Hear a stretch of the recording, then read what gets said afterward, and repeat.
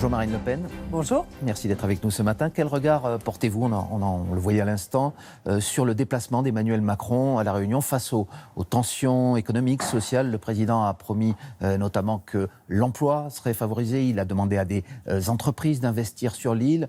Est-ce que c'est utile pour vous? Non, c'est un voyage pour rien. En réalité, il est venu pour proposer des vieilles méthodes qui ont déjà été mises en œuvre, qui ne fonctionnent pas par ailleurs. Il ne tient pas du tout compte de la spécificité de l'outre-mer et des problèmes majeurs qui sont notamment les problèmes de la vie chère à La Réunion. Il faut savoir que La Réunion, les Réunionnais payent une taxe supplémentaire sur leur consommation qui s'appelle l'octroi de mer. Pas un mot sur ce sujet alors que c'était évidemment très attendu. Pas un mot pour développer économiquement une île qui, par définition, est Vous ne pouvez pas dire pas un mot. Il a proposé de créer des emplois francs. Non, mais ça existe déjà. Enfin, je veux dire, il n'y a pas de spécificité pour l'outre-mer. Dans un forum. Moi, je pense qu'il faut une vraie spécificité pour l'outre-mer. Parce qu'il y a des problématiques qui sont différentes. Et par le passé, on a eu des méthodes avec l'outre-mer qui ont fonctionné. De défiscalisation, d'incitation fiscale. Or, rien de tout cela, en réalité, n'est proposé spécifiquement pour La Réunion et rien sur le volet de la vie chère. Et ça, c'est très dommage. C'est pas plus utile à La Réunion ce qu'il est allé dire que ce qu'il a dit à Mayotte, où le problème de l'immigration clandestine et le problème de l'insécurité ravagent le territoire. Donc, c'est la politique que vous appliqueriez dans les Outre-mer si vous étiez demain aux affaires. Je rappelle que, justement, dans les départements d'Outre-mer, votre candidat Jordan Bardella est arrivé en tête au mois de juin dernier. C'est d'abord la défiscalisation, par exemple. Mais entre autres, l'Outre-mer, c'est un joyau. L'Outre-mer, c'est un joyau de la France.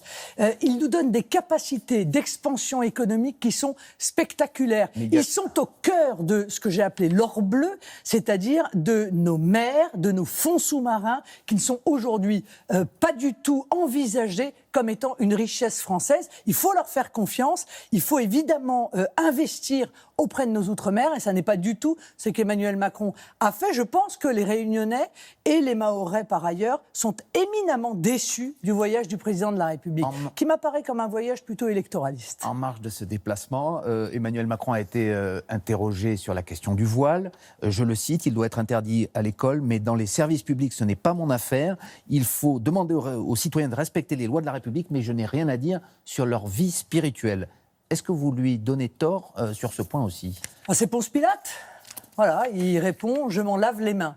Pas partout, la France... pas à l'école, pas dans les services publics, a-t-il dit. Oui, mais d'accord, mais il n'est pas chef des services publics, si vous voulez, il est président de la République. Il est garant de la préservation de la laïcité, qui là encore est un trésor français.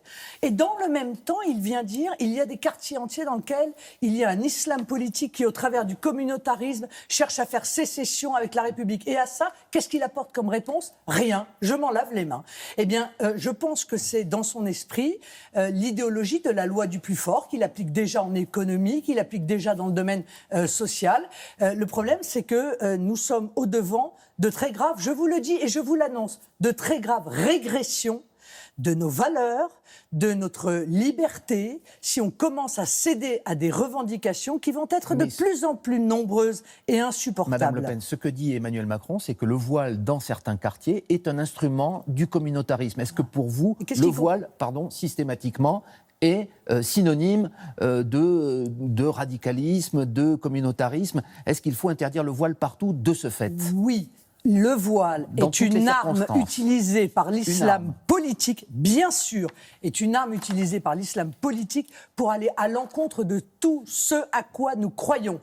La laïcité, la liberté, l'égalité entre les femmes et les hommes. C'est une gigantesque régression auquel le président Emmanuel Macron oblige les Français à se soumettre. Pardonnez-moi d'insister, lorsque Madame Latifa Ibn Ziaten, la mère d'Imad Ibn Ziaten, qui a été assassinée par le terroriste Mohamed Merah, porte un voile et vous dit que la diversité, ça fait partie de la République. Vous lui répondez à cette dame, enlever votre voile? Je lui réponds à cette dame, madame, à côté de vous, des milliers de jeunes filles sont en train de se voir imposer ce voile par la pression dans les quartiers du fondamentalisme islamiste.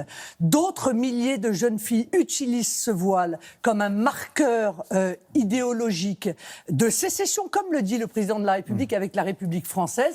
Par conséquent, il faut absolument apporter une réponse à cette multiplication. Et je voudrais demander quand même à ceux qui nous écoutent, pardon, à ceux qui nous écoutent, il y a 30 ans, est-ce qu'on avait un problème de voile ? Il y avait déjà des femmes qui le portaient, Madame Le Pen. Écoutez, il y a 30 ans, les seules femmes qui portaient le voile, c'était des vieilles Algériennes. Hein. Aujourd'hui, on voit bien que c'est une revendication. Non, mais écoutez, aujourd'hui, ça a changé de nature. Sous la pression des frères musulmans qui cherchent à voiler les femmes partout dans le monde et de manière violente dans certains pays, on voit bien que ce voile, aujourd'hui, est un marqueur idéologique d'une idéologie totalitaire qui est l'idéologie des fondamentalistes islamistes. Un tout autre sujet, la candidature de Thierry Breton présentée par la France à la Commission européenne. C'est un grand chef d'entreprise, c'est un ancien ministre. Est-ce que ça en fait un bon candidat ? C'est surtout un macroniste pur et dur, si je puis me permettre. Mais est-ce que c'est un bon candidat, Madame Le Pen ? Non, mais ça ne peut pas être un bon candidat. C'est un ultralibéral échevelé, extrémiste presque. 27 000 quand même emplois supprimés lorsqu'il était PDG de France Télécom. C'est lui qui, avec M. Villepin, a privatisé les autoroutes à un prix tout à fait dérisoire. Il est pour la retraite à 67 ans. Il était pour accueillir 20 à 25 millions d'immigrés en France d'ici 2050. Enfin, écoutez, c'est une véritable caricature d'un immigrationniste, d'un ultralibéral et de quelqu'un qui ne peut pas, à mon avis, défendre les intérêts de la France. C'est sur le fond que vous l'attaquez, enfin en tout cas que vous le dénoncez. Est-ce que vous faites partie des gens qui disent aussi qu'il y a un conflit d'intérêts entre le fait qu'il dirige une entreprise du numérique, enfin qui travaille notamment dans le numérique, et le fait qu'il pourrait avoir le numérique dans son futur portefeuille ? C'est ça, c'est un symbole du macronisme.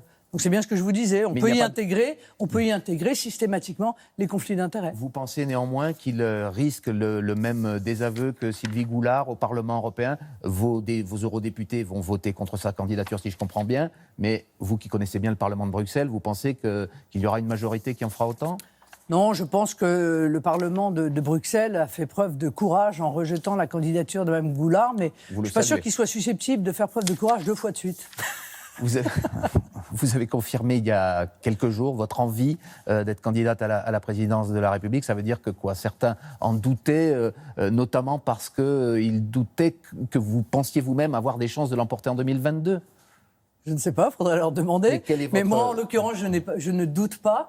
Je pense qu'il est maintenant urgent de prendre des décisions fermes. Les Français attendent des décisions fermes et un changement radical de direction parce que notre pays va dans le mur, dans l'intégralité des domaines. Je veux dire, économique, social, l'école, l'insécurité, l'immigration, nos valeurs. Enfin, plus rien ne va et tout contribue à aggraver la situation. Donc, et pourtant, une majorité de Français pense encore que vos solutions ne sont pas adaptées à la crise que traverse le pays. Nous verrons ça dans 2 ans et demi, lorsque l'élection présidentielle interviendra.